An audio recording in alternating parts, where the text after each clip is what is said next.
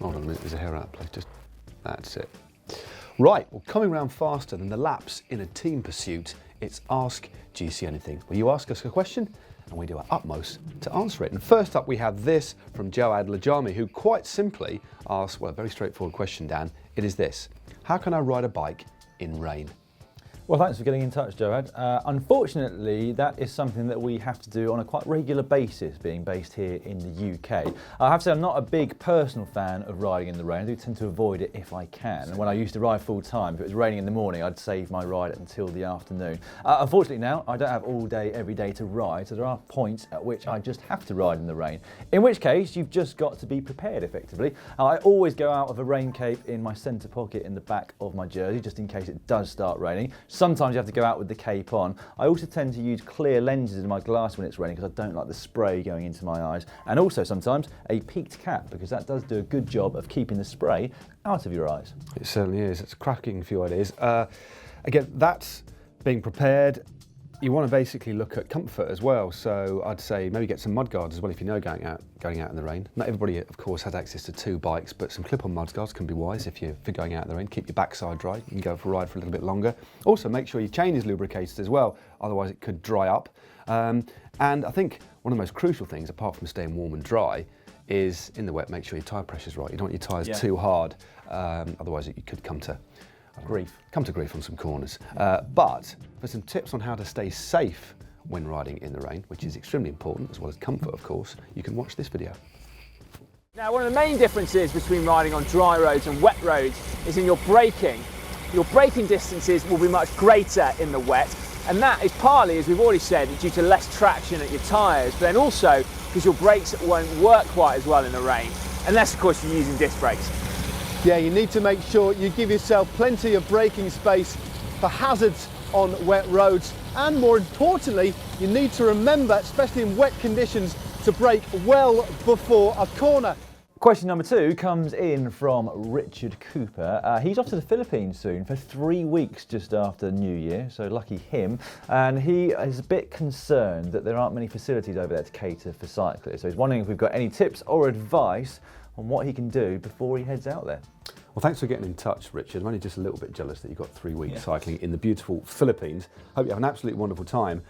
I think the key is to be as prepared as possible without kind of going over the top. So first and foremost, you need to take with you plenty of spares, so multi-tools, Allen keys, as well as in the tubes, you need to take a couple of spare tyres as well. But I think fundamentally the most important thing about travelling abroad, or for any length of time in fact, especially 2 or 3 weeks, is to make sure that your bike is in really good condition. So mechanically sound, and so basically you'll reduce any possibility of you having a mechanical mishap. And if you're not an expert mechanic, for example, and you're in doubt about the state of your bike, we'll take it to a local bike shop and they can give it the once over, and I think that'll be a little bit of an extra insurance policy for you. Yeah, as Matt says, if you do get that done before you head out, there's far less likelihood that something will go wrong with your bike once you're out there.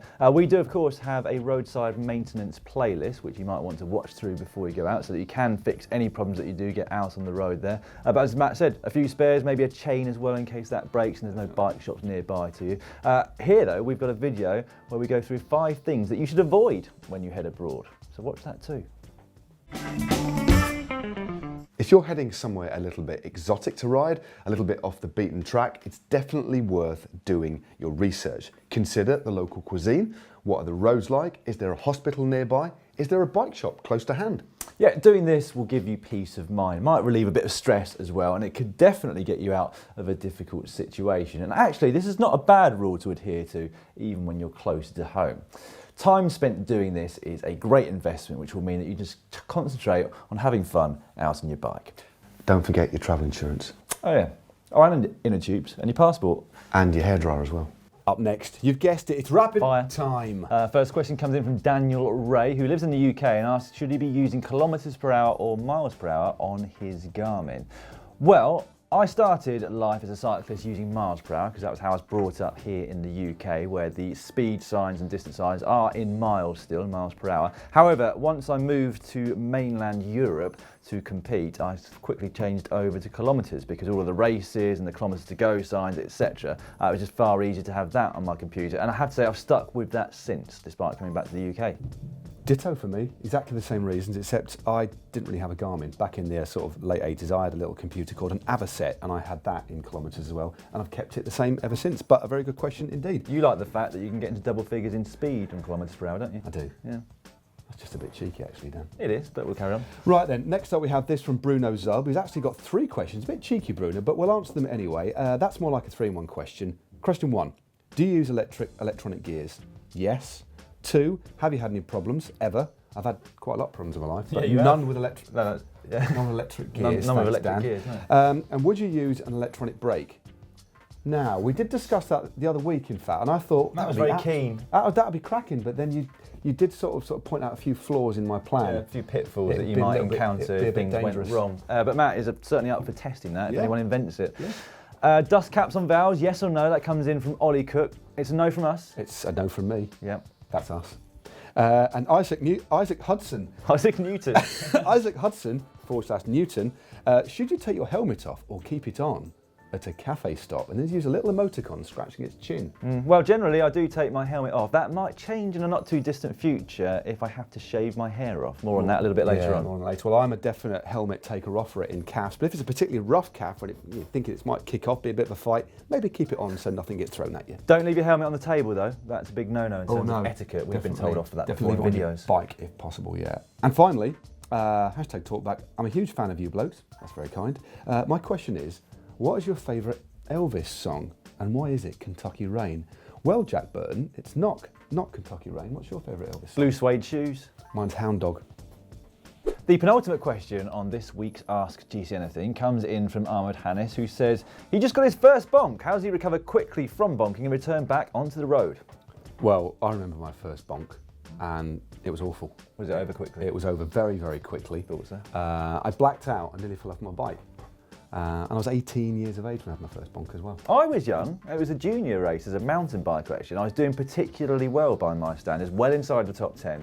It rained though from the start and the course got increasingly muddy and therefore the duration of each lap increased to the point where on the last lap I completely bonked, lost all my energy, pretty much fell off on the side of the track, and I was pleading to riders as they came past whether they had a spare gel, and the veterans were coming past by that point. They'd started 10 minutes after me, and one person gave me a half-used gel, which I used the end of, and eventually St John's ambulance had to come up and rescue me and take me down to the start-finish area where my mum and dad were waiting for me. That's probably one of the finest anecdotes I've heard. Well, in the last quarter of an hour. Yeah. But I think that does need a video on itself. I mean, that's amazing. But I think when you look at the science of why you bonk, it's basically hypoglycemia, isn't it? Yeah. You've got no carbs left in your system. Your glycogen stores are completely depleted. But the best thing to do is to get some fast-acting carbs in you as soon as possible, basically. Yeah, and that can be a few different sources. It might be an energy gel, that'd be a very good one to use, or maybe a can of Coke if you can go to the local grocery store. A Mars bar, chocolate cake, anything like that is going to go into your bloodstream pretty quickly and make you feel a bit better within 15-20 minutes or so. However, what you want to do is avoid getting into that situation in the first place, really, isn't it? So have a look at the next video here. How not to bonk. Number one, and arguably the most fundamentally important thing about cycling, especially for those very new to the sport, is that if you're considering going out on a ride of above 90 minutes, that you must consume some carbohydrates whilst on the move. Yeah, that can be in the form of an energy drink, a jam sandwich, a cereal bar, or an energy gel. Anything, in fact, which allows the body to absorb some carbohydrates very quickly. That way you will never dip too far into your reserves of 300 grams of carbs, so you'll always have something left in the tank. Finally, on this week's show, we've got this question from Tommy Cohonen, who asks, "Hey GCN, big fan of your show. Thanks very much, Tommy. Thanks for sharing all this great content for us for free." Smiley face. Thanks very much again. Now, Tommy asks, "Here's my question. What are your thoughts about frame geometry differences between frame types, classic and endurance, or between different bike brands?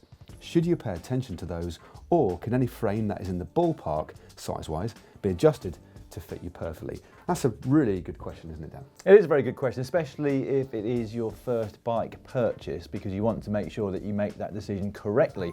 I think you can define bikes these days into 3 distinct categories: the lightweight climbing bikes, endurance bikes, which you talk about, and also aerodynamic bikes as well, should I say. Endurance bikes are great if you want a bit of extra comfort and a slightly more relaxed position, especially if you're new to the sport of cycling, because if you go for one of the aero bikes, or indeed one of the lightweight ones, what you might find is that the geometry is quite aggressive, and that can mean that it's quite twitchy in terms of its handling. Yeah, they're far more responsive, especially cornering and descending. They do respond quite differently to the more relaxed geometry that Dan's just alluded to. And again, if you sat on one of these more aggressive frames first off and tried to ride, because of the very low front end, it could actually give you back problems. So from the perspective of just starting out in the sport, definitely look for geometry that's far more relaxed. So definitely go for the endurance type bike. I think that would be the popular choice. Yeah, make sure that the frame fits you properly as well. That's a big one. If you want more details on this subject, Si is up here right now going through them on endurance versus aero versus lightweight. That's 3 Vs. That's 2 actually.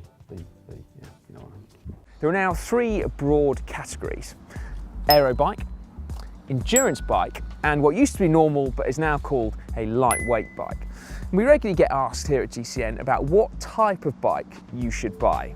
So here's my perspective on it, as an ex-pro rider and not as someone who works in the bike industry.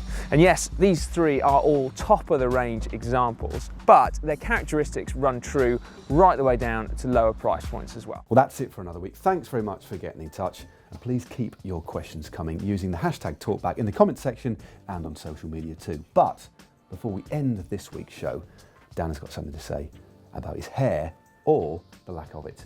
I have. Many of you will know this by now, but I have agreed to shave my hair off grade 1 if we raise enough money for World Bicycle Relief to put people in Africa should I say, on bikes as a means of transport to get to work or school. If we raise enough for 150 of those Buffalo bikes, which is a little over £14,000, then I will do the deed and shave my hair off. As we record this, we're doing pretty well, almost halfway there. Hopefully by the time you actually see this, we'll be well on our way to achieving that target. But if you would like to donate any amount of money, however big or small, it would be very much appreciated. Just go to www.justgiving.com/Global Cycling Network, and you can find a link to that in the description just down below.